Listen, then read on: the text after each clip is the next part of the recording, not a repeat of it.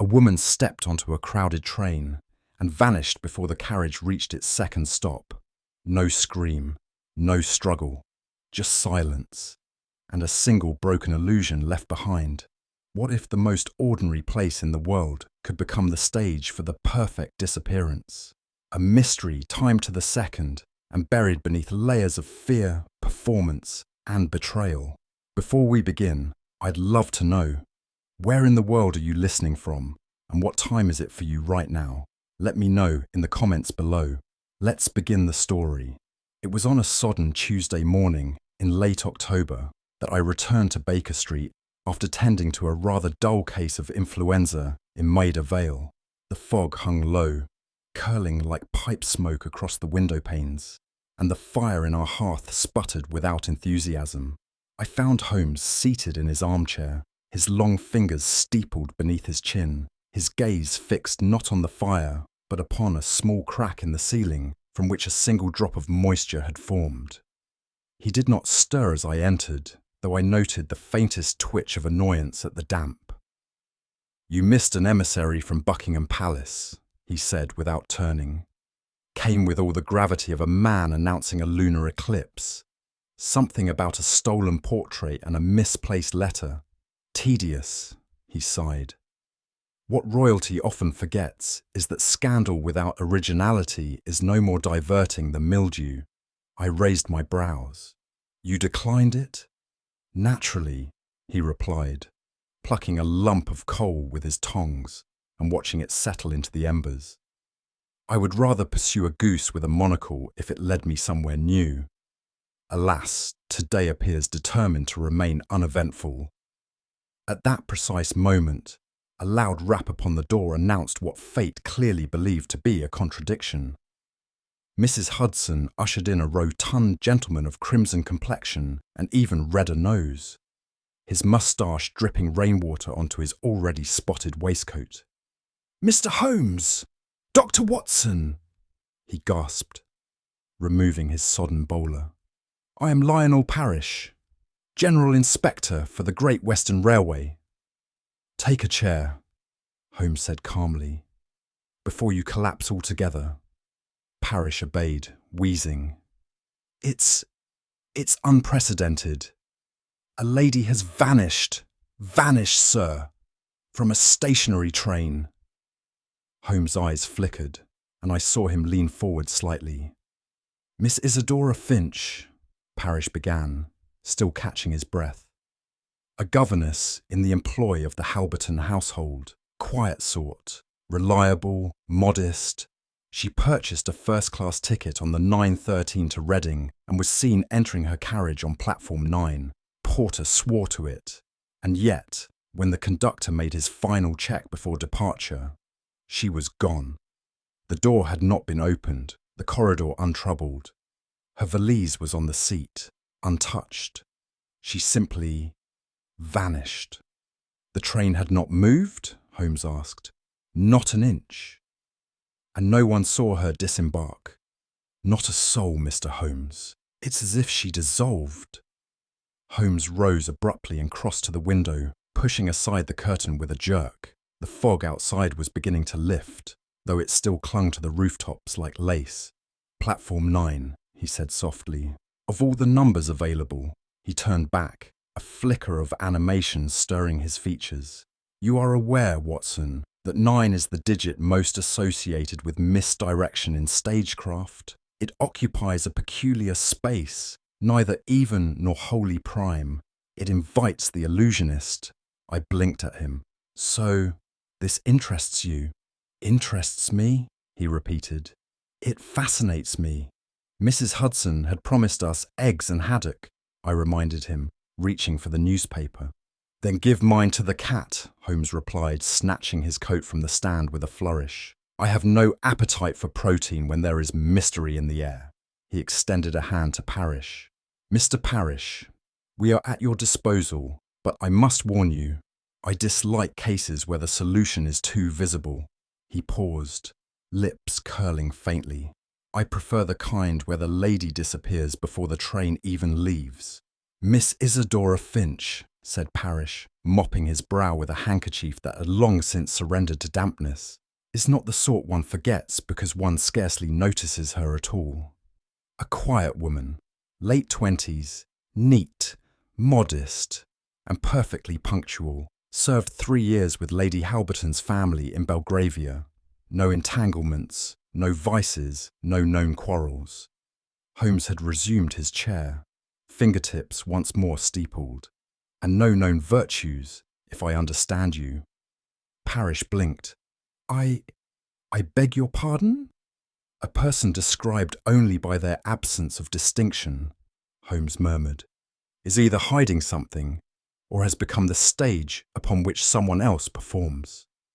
She purchased a first-class ticket to Reading, Parrish continued, on the 9:13 service. Regular route, nothing unusual. She arrived precisely at 9:01, was seen entering compartment 17A by the porter, Freddie Lockwood, good man, and that is where certainty ends. He hesitated. The train was delayed due to a signalling issue. No one left the carriage, and yet, when the conductor made his final check before departure, Miss Finch had gone. Was the door secured? Holmes asked. Indeed, locked from within, window also shut. Her valise was resting on the leather seat precisely where she had placed it. No signs of struggle, no indication of flight. Holmes gave a soft hum. And the train remained stationary? Yes, for 17 full minutes.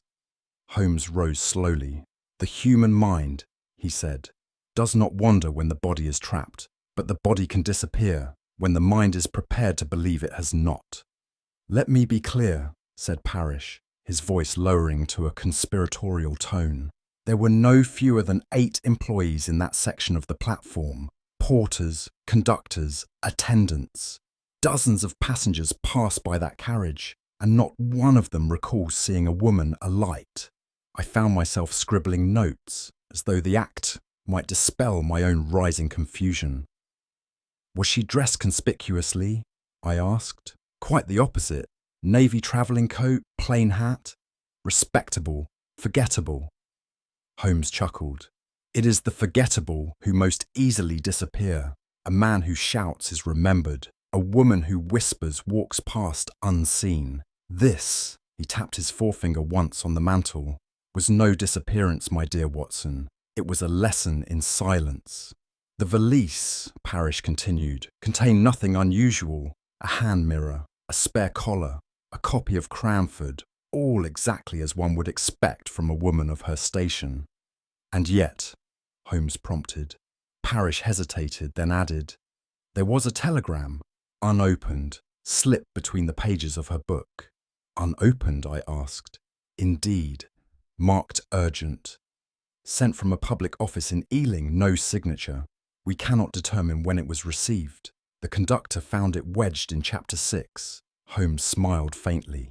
She did not expect to read it on the train, which means she either knew the contents or never intended to arrive at Reading.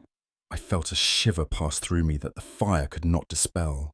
Holmes turned toward the fireplace again, as though drawing heat more from the thought than from flame. You have a daughter, Mr. Parrish? The inspector startled. Why, yes, I do. 25 now, perhaps 26.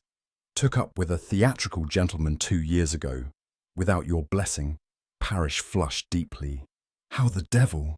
The thinning of the watch chain on your waistcoat tells of a missing locket, replaced hastily. The cigar ash on your cuff is from an Italian blend uncommon in London, unless purchased at the same tobacconist frequented by stage performers. And your choice of words this morning, vanish, sir, was tinged with personal dread.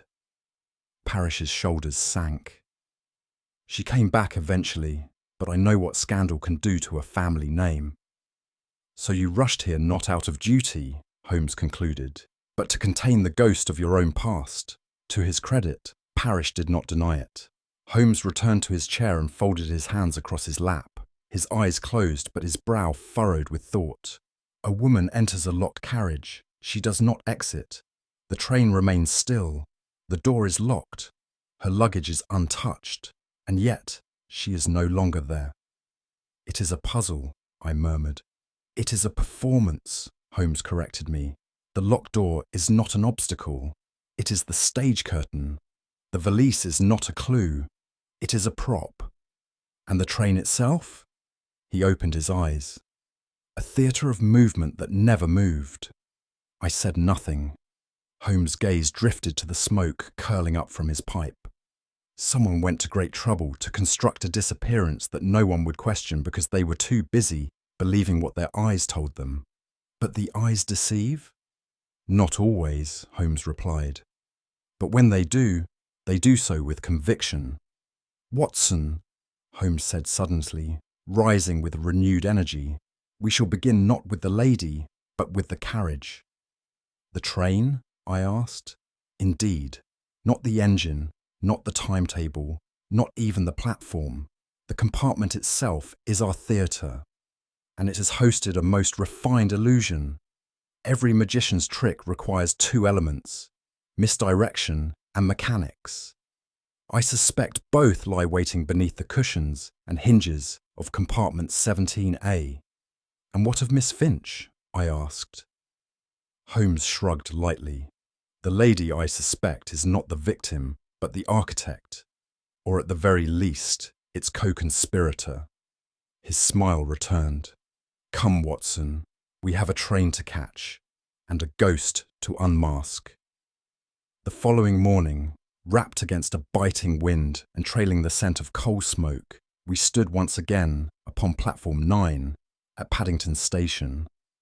To the casual commuter, it was merely another stretch of brick steam and brass whistles. But to Holmes, it had become a stage, one whose players had yet to take their final bows. He stood motionless, eyes narrowed beneath the brim of his hat, listening not to the clatter of luggage or the murmuring crowds, but to something more abstract, the pattern behind the noise.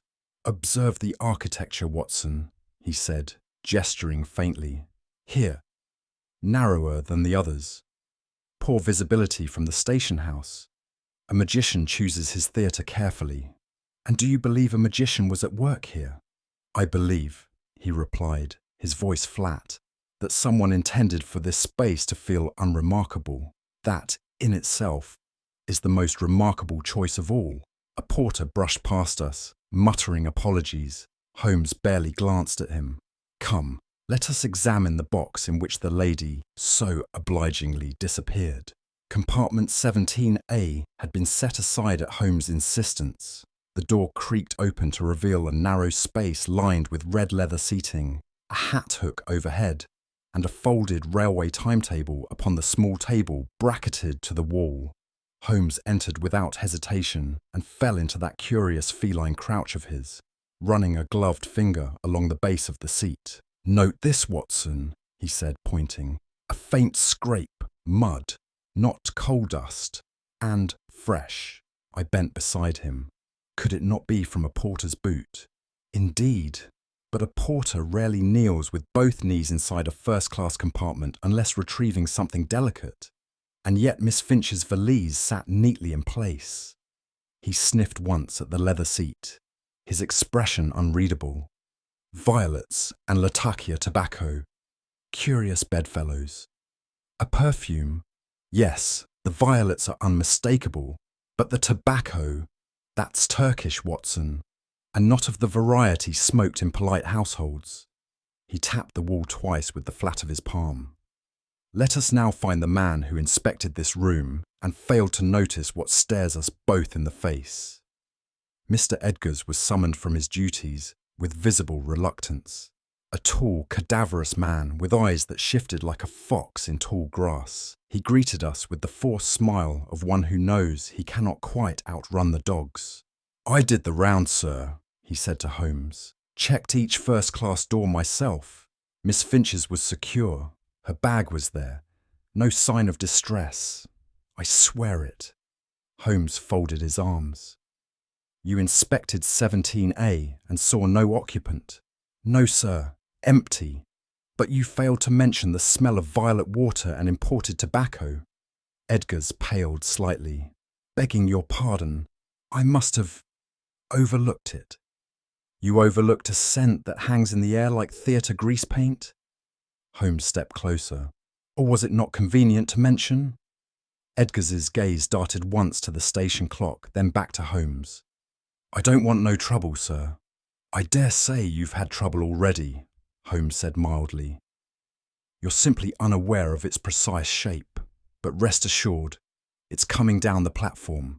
And with that, Holmes turned on his heel, his eyes gleaming with the promise of something deeper yet to uncover. Lady Halberton received us in a drawing room so pristine it appeared untouched by time or trouble. She was tall, angular, and dressed in greys as sharp as her posture. Her manner, though unfailingly polite, was laced with a frost that not even the fire on the hearth seemed able to melt. I understand you are looking into poor Miss Finch's disappearance, she said, folding her hands with mechanical grace, though I fear you will find little of note. Isadora was dependable, but quite simple. She worked for you how long? Holmes asked. 3 years. She taught French and composition to my niece. And you noticed nothing unusual in her manner of late? Lady Halberton allowed herself a brief smile, so thin it might have been cut from paper. Miss Finch did not have manners of note, Mr. Holmes. She performed her duties quietly and competently. Even the quiet leave ripples, Holmes replied, studying her face. Did she ever speak of her past? Very little, but then she knew her place. As we departed, Holmes murmured to me, a lady who claims to know nothing often knows more than she can afford to say. And Lady Halberton has the look of someone protecting something far more valuable than a missing governess. As Holmes paused in the hall to examine a framed lithograph of the Italian lakes, I found my gaze drawn to a solitary glove left upon the parlour's piano. It was small, feminine, and bore a discreet monogram, A.H., stitched in silk thread.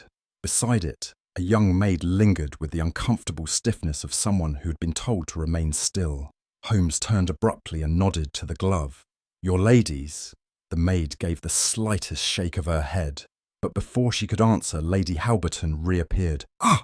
The music room is closed today, she said quickly. Eliza will show you out. The girl's eyes flicked toward her mistress just once, but it was enough. In the hansom that took us away from Mayfair, Holmes tapped his cane against his knee. That glove does not belong to Lady Halberton. It is a woman's glove. Yes, but of a younger hand, and perfumed. Miss Finch wore rosewater. That one smelled of jasmine. And the glance? I asked. Was a signal, he replied. One given by a servant who wished to speak, but dared not while the house was listening. George Finch lived in a narrow terraced house in Bayswater, the sort of place where lace curtains both shielded and observed the world.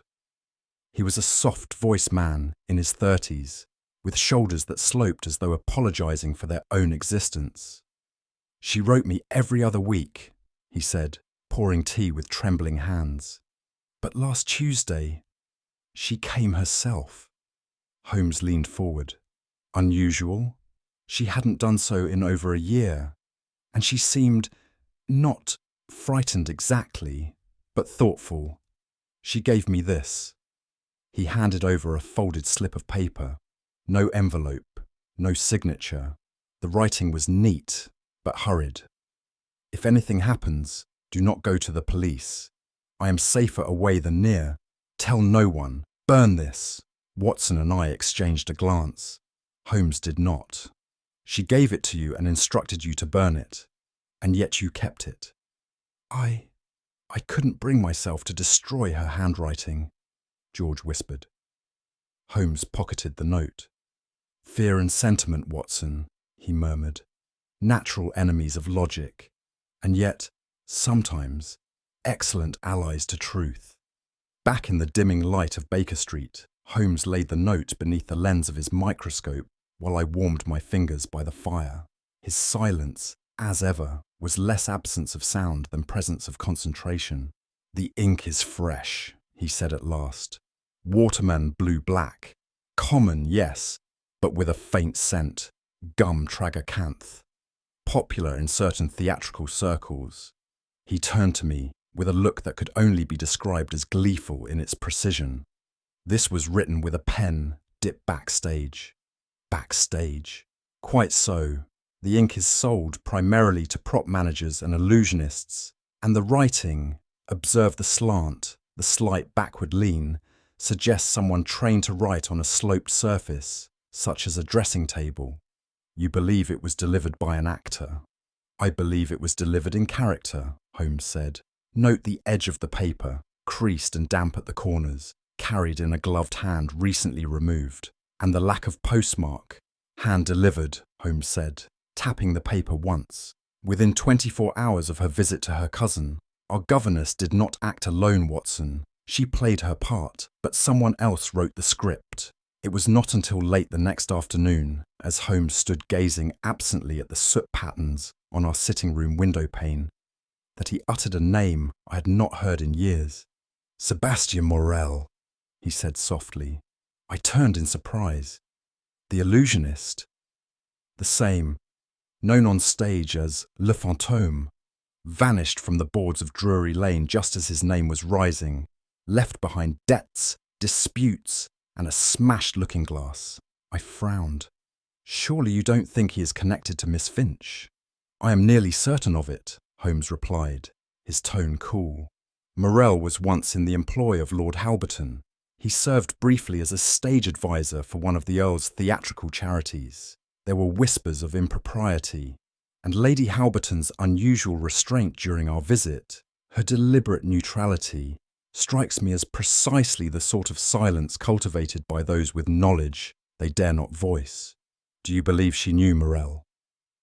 I believe she paid him, or feared him, or both. Holmes lit his pipe and drew in a contemplative breath.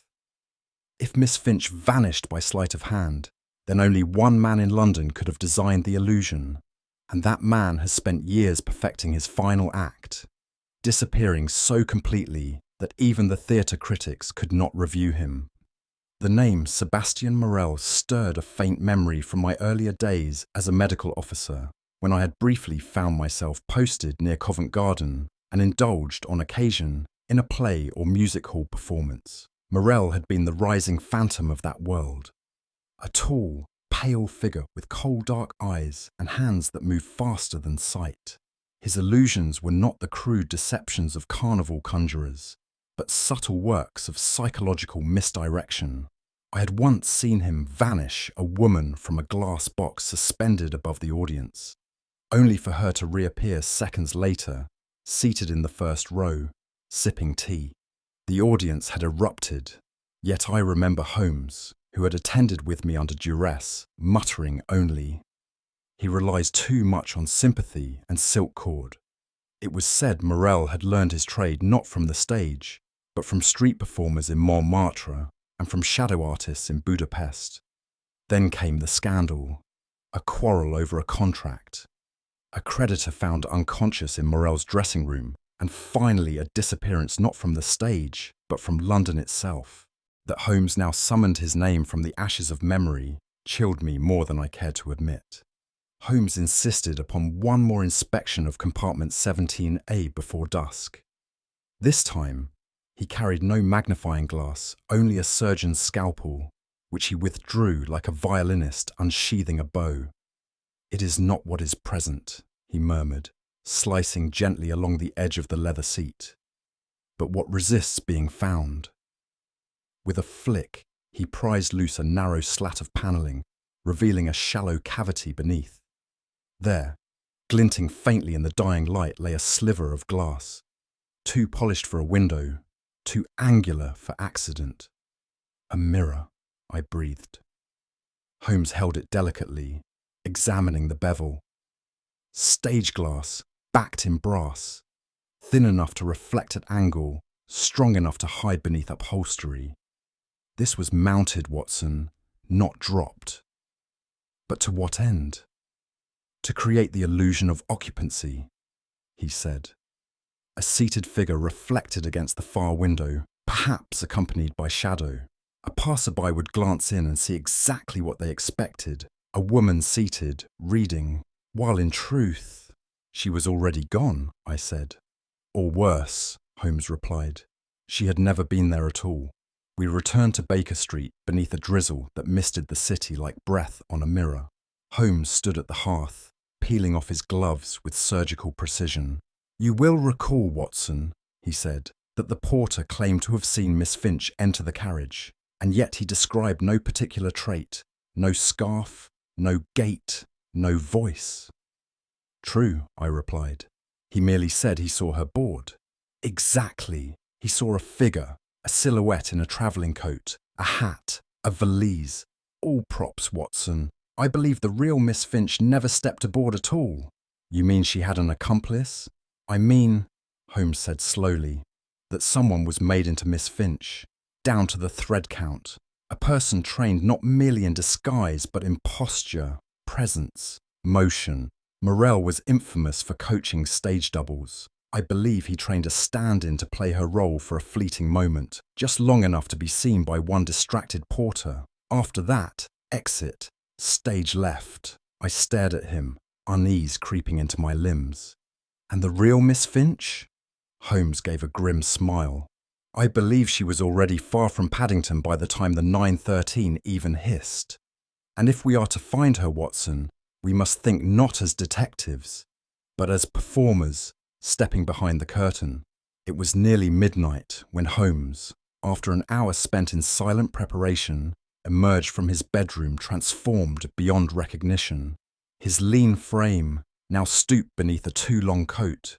His cheek bore a false scar, and a slight tremor of the right hand suggested a nervous disposition. But it was the voice, nasal, sly, and touched with French affectation, that sealed the transformation.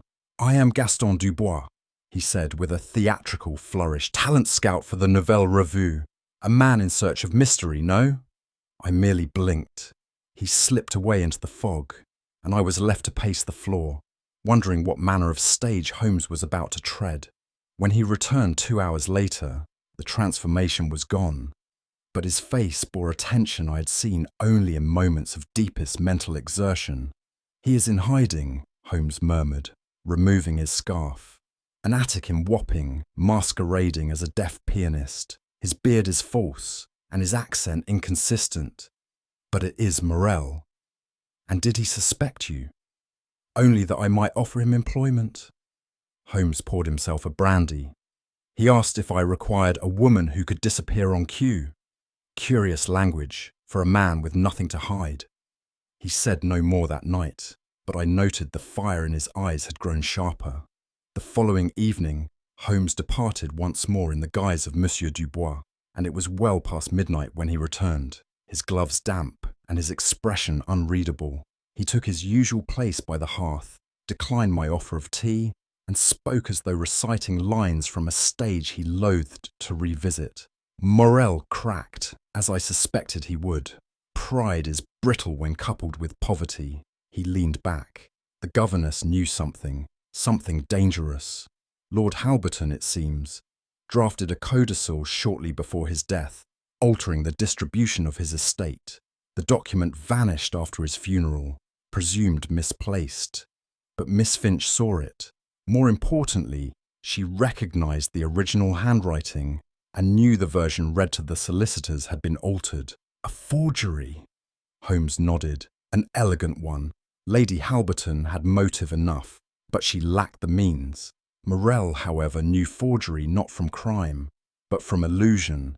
He was brought in to design a vanishing act, not of a person, but of a document. Then how did Miss Finch become involved? She spoke of what she'd seen, perhaps innocently, perhaps with purpose. Either way, she became a liability. And the performance at Paddington? Insurance, Holmes said. Miss Finch chose disappearance over silence. She believed vanishing would grant her power, perhaps leverage, but she underestimated the play she had walked into. Morel helped orchestrate her escape, but only after Lady Halberton's threat turned on him as well. Holmes refilled his glass. There is something dreadfully poetic, he said, about a magician trapped by his own trick. For 2 full days after that second visit to Wapping, Holmes was a study in controlled silence. He took no visitors, refused breakfast, and spent long hours at the window, fiddling with a length of thread and a silver teaspoon, as though conducting mental rehearsals no audience would ever witness. When I inquired after Morel, he replied only, "Not yet, Watson." "Not yet? What?" But Holmes did not answer. It was clear he had learned something of significance, something sharp enough to cut. But he withheld it, as only Holmes could, with the precision of a surgeon concealing the depth of a wound until it could be treated in full. It was not until the third morning, when he summoned me with a telegram clenched between his fingers, that I saw the glimmer in his eyes return. "Come," he said simply. "It is time we brought the curtain down." Holmes' next step, as he explained with that peculiar gleam which always heralded theatre in disguise, was not to pursue evidence, but to create opportunity. "It is not the truth we lack," he said, twirling his cane between finger and thumb, "but the proper conditions in which it will confess itself." With this philosophy in mind, he arranged a meeting with the director of operations for the Great Western Railway, a Mr. Abner Quarles, whose waistcoat alone could have intimidated a minor diplomat. Holmes, ever persuasive when the case required it, did not appeal to logic or authority, but to pride and spectacle. "You have an unexplained disappearance on your platform," he said plainly. "One which has cast doubt on your security, your staff, and, most alarmingly, your public image. I propose a demonstration, a harmless one, of course, but highly instructive." Quarles narrowed his eyes. "You mean to reconstruct the event?" "No," Holmes replied. "I mean to provoke its echo." And so it was agreed that the 9:13 to Reading, 3 days hence, would be delayed by precisely 12 minutes. The platform would be cleared save for selected staff, a handful of planted observers, and one passenger placed, carefully and conspicuously, in compartment 17A. "Actors," Quarles muttered. "No," said Holmes, his voice soft. "Witnesses, and perhaps, if fortune allows, a confession waiting to be caught in the act." As we departed, I whispered, "You really believe they'll return?" "They always do, Watson," Holmes said. "The magician cannot resist the pull of his own trick." On the appointed morning, I arrived at Paddington to find Holmes already deep in orchestration. He moved like a conductor among railway officials, issuing low instructions to porters, signalmen, and station police. A waiting compartment had been prepared, identical to the one from which Miss Finch had supposedly vanished. Into it was ushered a woman in dark travelling clothes, her face obscured by a lace veil. "She is not an actress," Holmes told me in confidence, "merely a governess of appropriate bearing, paid handsomely to sit in that compartment for exactly 20 minutes and respond to no one." "Why no actress?" "Because deception, Watson, is best defeated by sincerity. The role must be played without artifice. I wish her to be seen as real, not performed." The woman sat with stillness that would have done credit to marble. Her valise, identical to Miss Finch's, rested at her side. A book lay open upon her lap, unread. Steam hissed from the engine, drawing curious glances from passers-by who found themselves diverted by the oddly orchestrated quiet of Platform 9. Holmes had arranged for subtle word to spread, journalists muttering rumours, a whisper of the case's reenactment. The bait, as he described it, had to dangle just so, not overt, but enticing. "If our quarry is watching," he murmured beside me, "they will see not a train, but temptation." "And if they are not watching?" Holmes gave me a sidelong glance. "Then we shall know we were never in danger of being fooled." Holmes, ever the strategist, had posted me at the far end of Platform 9, positioned, as he put it, where the eyes of the inattentive tend to drift least. From my vantage point near the water cart and coal bin, I could observe the full breadth of the platform, while appearing to be no more than an idling passenger with a vague dislike for punctual trains. The crowd was carefully chosen. Railway men in uniform, 2 constables in plain clothes, and 3 or 4 figures Holmes had personally enlisted from Scotland Yard, though their credentials remained a mystery to me. What was more telling were the gaps between them, the deliberate spaces that allowed for visibility without intrusion. It was not a cordon, but a stage. I kept my eyes on the woman in the compartment, noting her stillness, the faint shift of her fingers upon the page, and the occasional glance from those who passed too slowly, then corrected their pace as though startled by their own curiosity. Yet it was not the woman who drew my attention most, but a figure loitering 2 carriages down, sweeping the platform with a straw broom that never quite touched the ground. There was a rhythm to the motion, a rehearsed laziness. I felt my pulse rise, and in that moment, I knew Holmes had been right. Someone had returned to the scene. The man with the broom was lanky, dressed in the uniform of a night porter, and wore a cap pulled so low that it cast his features in perpetual dusk. He shuffled toward the train in a circuitous arc, twice bending to examine scraps of paper that did not exist, then pausing near compartment 17A, with a glance so fleeting it might have been missed by all but the most vigilant. I was already moving forward when Holmes emerged from the mist beside him, sudden, silent, and as commanding as a dropped curtain. "That will do, Monsieur Morel," Holmes said without raising his voice. The man stiffened, half-turned, then bolted, not away from Holmes, but toward the train itself, as if to vanish once more between its shadows. He did not reach the door. Lestrade, appearing from behind a column with startling efficiency, intercepted him with the firm grip of a man who had been promised the pleasure in advance. "Sebastian Morel," Holmes repeated, now standing over him. "Cleaner of carriages, master of illusions, and, most unfortunately for you, a man who mistook confidence for immunity." Morel's cap fell back, revealing a pale face, contorted with fear and fury. "I was collecting rubbish," he said hoarsely. "And you found it," Holmes replied, his voice cool. "Though I dare say it does not reside in the compartment." He turned to me. "Now, Watson, I believe the second act is about to begin." Morel, once cornered, assumed the air of a man wrongly maligned, a performance as carefully constructed as his earlier masquerade. "I sweep carriages, monsieur," he said with a tremor in his voice, eyes darting toward Lestrade. "That is all I do.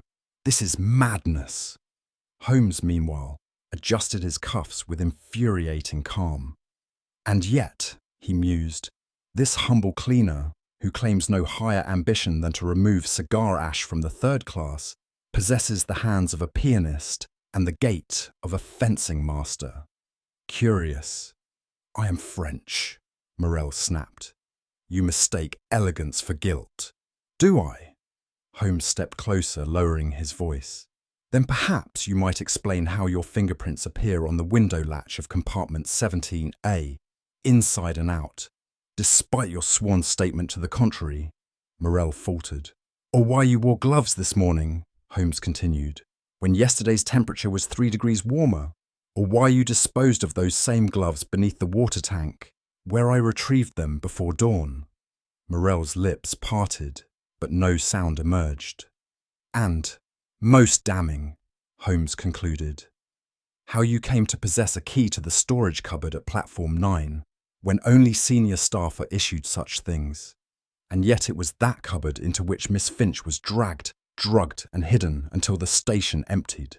There was a sound, not unlike a cough, from Lestrade. I turned in time to see him snapping a pair of manacles shut, with a click that echoed like a gavel. "Game's up, Monsieur Morel," he said. "And you've swept your last platform." Holmes said nothing further. His eyes, I noticed, were already scanning the crowd beyond. Just as Morel was being led away, Holmes gave a subtle nod toward the far edge of the station, where the shadow of the parcel office loomed long across the morning sun. A man there, cloaked in a dark overcoat and hunched as if studying the timetables, had been glancing in our direction for some minutes. Lestrade understood at once and moved swiftly. The man took 2 steps backward before he was seized. and a brief struggle ended with the clink of another pair of handcuffs.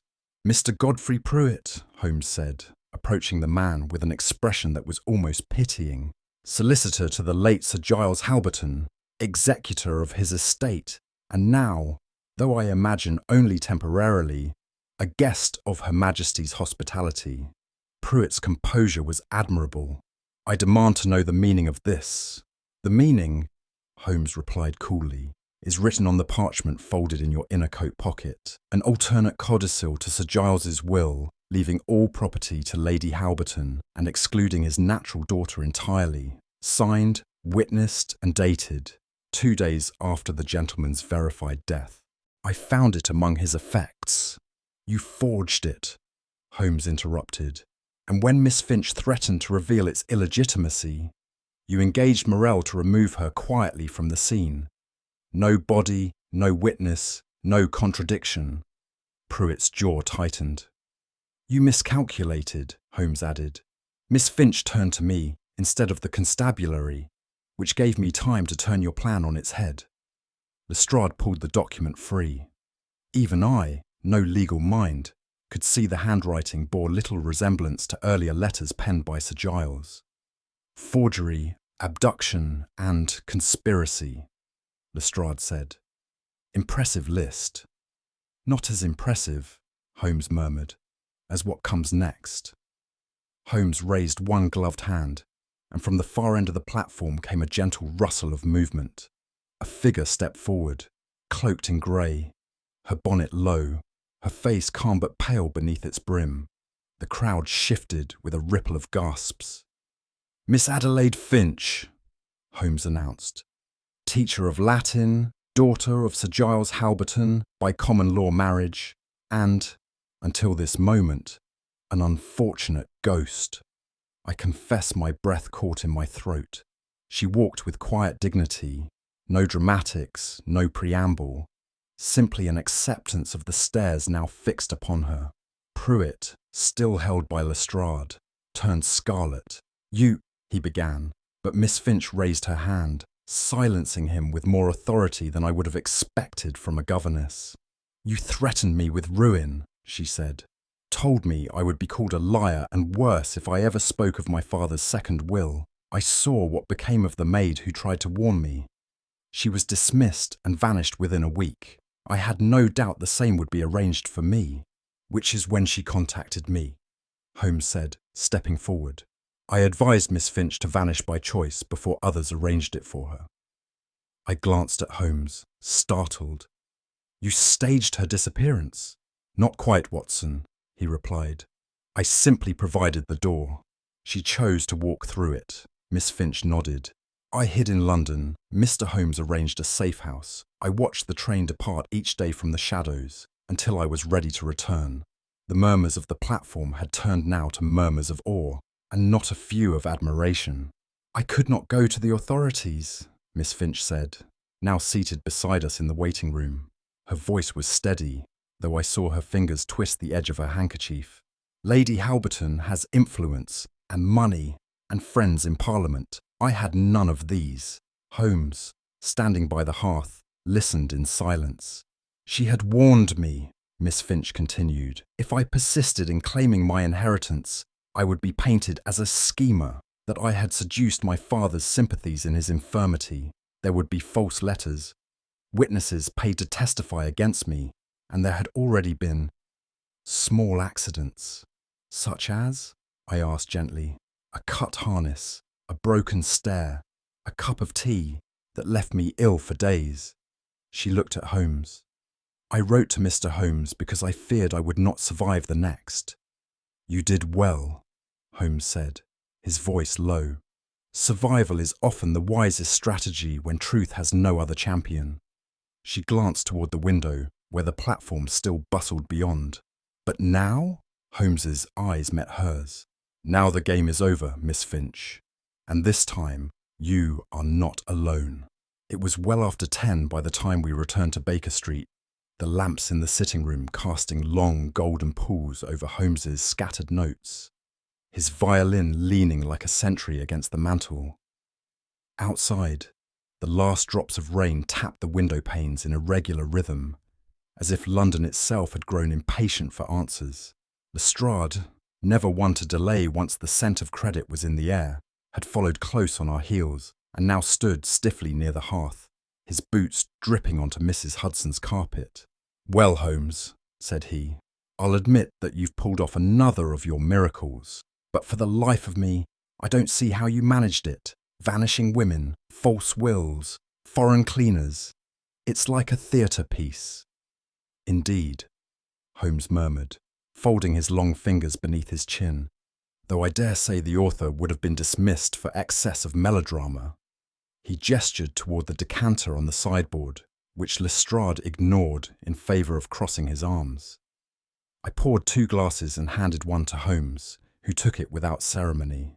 "You saw a woman vanish from a sealed train carriage," Holmes said, his tone as casual as if remarking upon the weather, "and so did half a dozen credible witnesses. But I must ask you, Lestrade, did you truly see her vanish, or did you simply fail to see her leave?" Lestrade scowled. "That's a distinction without a difference." "Ah," Holmes said softly, "but it is precisely that difference on which the entire case turns." "Let us begin," Holmes said, "with the illusion, the ghost in the carriage. You remember, Watson, your own testimony, that you saw Miss Finch seated by the window, reading only seconds before the train departed." "Quite clearly," I replied. She inclined her head. "I remember thinking how still she looked." "Too still, as it happens," Holmes said. "That was not Miss Finch at all, but a clever arrangement of her garments upon a mannequin frame. The face, such as it was, belonged to a wax mask, but the brilliance lay not in the figure. It lay in what stood behind it." He produced a small sliver of glass from his pocket, wrapped in tissue, a fragment of polished mirror, affixed to the inside of the opposite window, precisely angled. With the sun rising over Paddington, the light reflected through the glass distorted the view to anyone looking in from the platform. The mannequin appeared flush with natural light, consistent with a living figure. Lestrade blinked. "So we saw a reflection." "Exactly so," Holmes confirmed. "An image that ceased to exist the moment the train pulled out and the angle broke. The real Miss Finch had already exited through the secondary conductor's door, less than 20 seconds before departure. She wore a porter's cloak and carried a sweep's basket. No one stopped her." "But how did she—" "She was helped," Holmes interrupted. "The man Morrel provided the cloak. He wheeled the basket to the storage cupboard where she remained concealed. I recalled my own view at the time. How I'd strained to catch a glimpse of movement. How natural it had seemed. An illusion," I said slowly, "built on light, habit, and assumption." "Just so," Holmes murmured. "The hallmarks of any good magic trick." "But why," I asked, "stage such a conspicuous disappearance if the goal was to hide her? Would it not have been simpler for Miss Finch to simply vanish unnoticed?" Holmes steepled his fingers. "You must understand, Watson, that concealment was never the true objective. Miss Finch's vanishing had to be seen, even if not understood. It had to provoke curiosity, stir gossip, but not reach the threshold of emergency. A public sleight of hand. Precisely. The disappearance had to live in a grey space, too strange to ignore, too bloodless to involve the police. That ambiguity gave her time. It delayed the assumption of foul play, and it cast doubt on her own reliability. Who would believe a woman who vanished theatrically and reappeared days later with claims about a nobleman's will? Lestrade grunted. She painted herself as a lunatic. Holmes smiled faintly, or rather, allowed others to paint her so. In doing so, she evaded scrutiny while I gathered evidence. I could not help but marvel at the cold calculus behind the act, a vanishing designed to be noticed, but not pursued. Exactly, Holmes said. And the moment suspicion turned inward, toward her own sanity, her enemies grew careless. Morrel began to speak too freely. Pruitt believed he had frightened her into retreat, and Lady Halberton, I imagine, felt quite safe until this morning. I thought of the crowd gathered at the station, their breath caught as Miss Finch stepped from the shadows. Sometimes, Holmes added, the best way to be invisible is to become the centre of attention. Miss Finch, Holmes began, was not merely a governess. She was the only child of Sir Giles Halberton, born out of wedlock, but raised as his acknowledged heir in everything but name. He had, in fact, grown increasingly remorseful in his final years and drafted a codicil to his will, one which granted her stewardship of the estate, provided she remained in England and pursued her academic work. I stared at him. She never mentioned this. She wouldn't, Holmes replied. She was advised not to, by me. She knew the document existed, and she had seen a partial draft. But before it could be signed and witnessed, Sir Giles died, under what were termed natural causes, though no physician outside the Halberton household ever saw the body. You suspect foul play.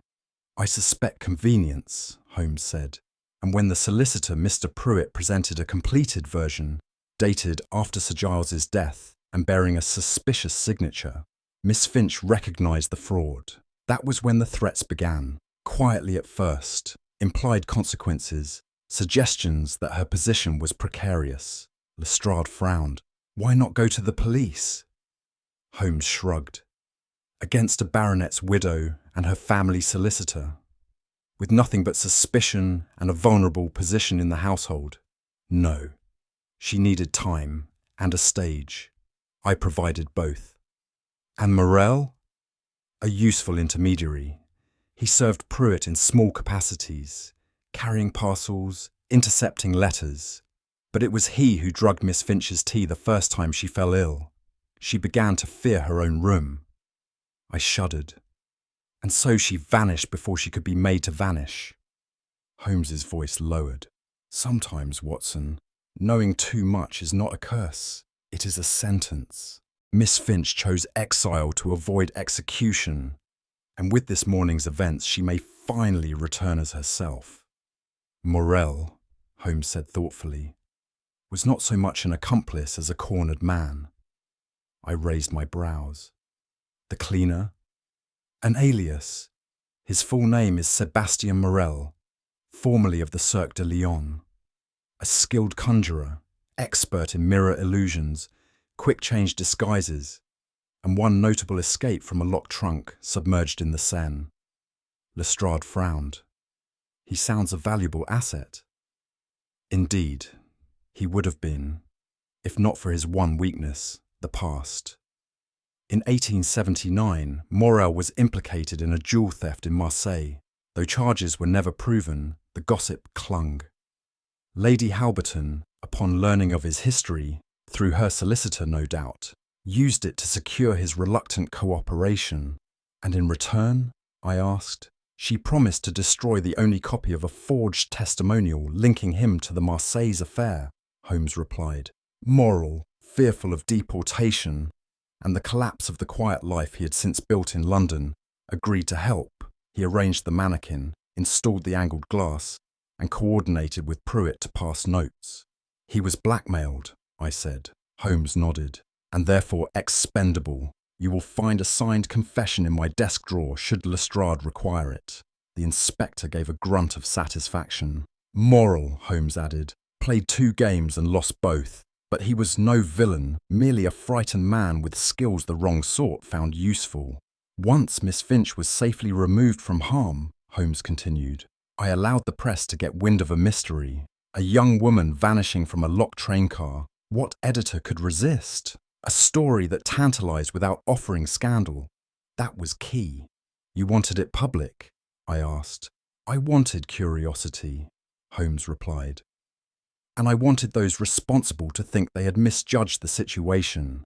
The more the newspapers speculated, the more it seemed Miss Finch had truly vanished, perhaps fled abroad, perhaps met with foul play, and with each new theory, Pruitt and Lady Halberton believed they were safe. He took a sip of his drink before continuing.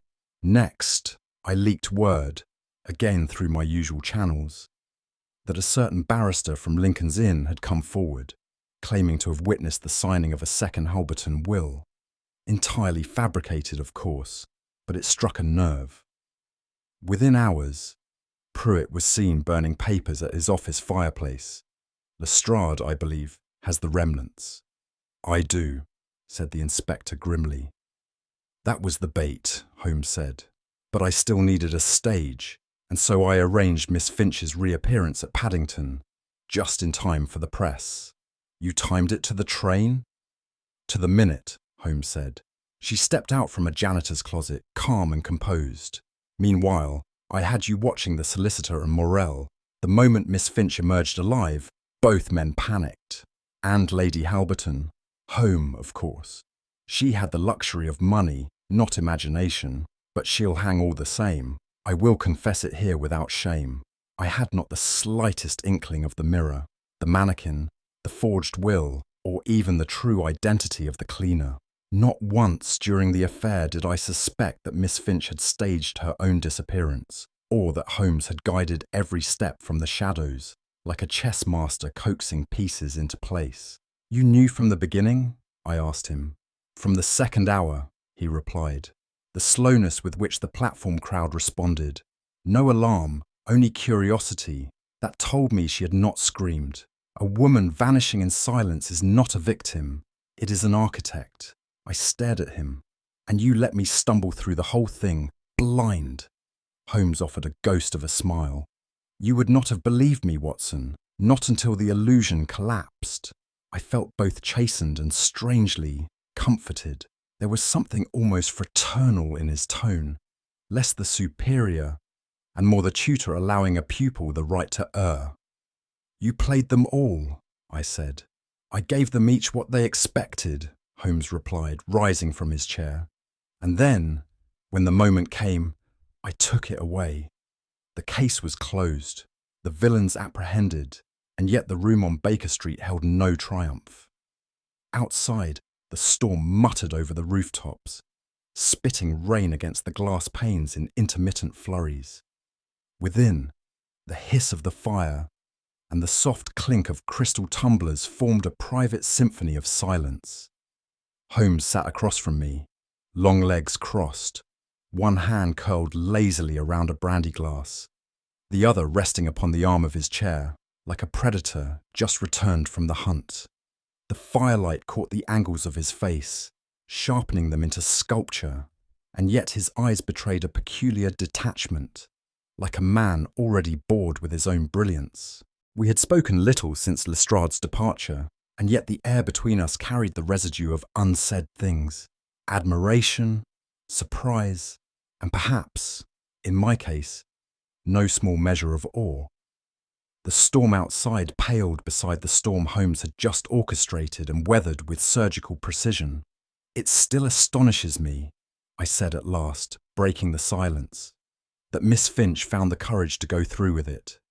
That moment of vanishing, so public, so perilous, and yet not a flicker of hesitation. Holmes glanced sideways at me, his eyebrow arching in that familiar motion I had come to associate with the soundless phrase, "You dear, naive fellow." "She is a governess, Watson," he said, sipping his brandy. "That most paradoxical of creatures, both servant and sovereign. She has long practiced vanishing acts, though usually of the social variety." I smiled. Still, the risk she took. Had one person noticed the slight shift in shadow, the glint of the mirror's edge, then she would have failed, Holmes said simply. But she did not. The finest illusion is one the audience insists upon maintaining. She understood that better than I expected. She fooled everyone, I murmured. She fooled only those who never expected her to possess such nerve. And that, Watson, is most people. Holmes stood to refill his glass, though I noticed the brandy remained untouched. A train platform, he mused, is a curious theatre. One assumes its drama lies in arrival and departure. But what of the intermission, the moment between? I gave no reply. I had learned, over time, to let Holmes unwind his thoughts aloud without interruption. People look without seeing, he went on. They search for faces in windows, for signs of delay, for timetables confirmed, but they never truly observe the thing before them. The illusion does not require darkness, only routine. In such a space, a woman may vanish and the world will politely look the other way. It was a masterstroke, I admitted. No, Watson, it was a distraction, a mirror reflecting expectation. Illusion thrives in transit. Nothing anchors the eye like motion, nor dulls it like habit. He returned to his chair, lips curling faintly. A platform is the perfect stage. The audience is already hypnotized. You place great faith in human predictability, I said, raising my glass in mock salute. I place faith only where it is warranted, Holmes replied. A train departs at 9:17, and barring catastrophe, will do so tomorrow as well. Likewise, a desperate man will destroy evidence at the first whiff of exposure, and a guilty woman will disguise her fear with contempt. You speak of humans as though they are carriages, I said. They are, in essence, he replied. Though unlike carriages, they do not require steam to go off the rails, only emotion. But was it justice? I asked quietly. Miss Finch deceived the world. Lady Halberton may hang. Morel will vanish again, in shame, if not in chains. And yet, was that justice? Holmes did not answer at once. He studied the fire as though it were an old adversary. Justice, he said at last, is not always the cleanest of engines. Sometimes it borrows the cloak of illusion to reach its destination. And how do we know which is which? He drained his glass. We don't, Watson. We simply learn to recognize when the carriage has already departed and which passenger remains behind. He dozed then, chin to chest, lulled by brandy and thunder. I reached for my journal, the ink trembling with each rumble from above. I wrote carefully, reverently. The disappearance at Paddington Platform 9. Another case concluded. Another illusion unmasked. Another lesson not quite learned. Holmes stirred slightly in his chair, the glow of the gaslight casting long shadows upon the floor. His eyes, half-lidded in thought, opened as I set down my pen. Do you think she'll ever truly be free of it all? I asked, unable to keep the melancholy from my voice. Holmes gave a soft, mirthless chuckle. Freedom, my dear Watson, is seldom won through evasion, but in her case, perhaps illusion was her only truth. When justice arrives too late, it often wears the costume of cleverness rather than law. He leaned back, fingers steepled. The curious thing about this affair is not how she disappeared, but why no one questioned the ease with which she had vanished. People see only what they expect, and those expectations are a most effective disguise. He closed his eyes again, adding quietly, the stage was set, the audience distracted. That was all she required. Now here's something for you to ponder. What do you think was the most dangerous illusion in this case? The vanishing trick, or the belief that justice had already been done? Let us know your thoughts in the comments, and if you enjoyed unravelling this mystery, do subscribe for more tales from Baker Street. Share it with a fellow sleuth and help us keep these stories alive. The game's never truly over after all.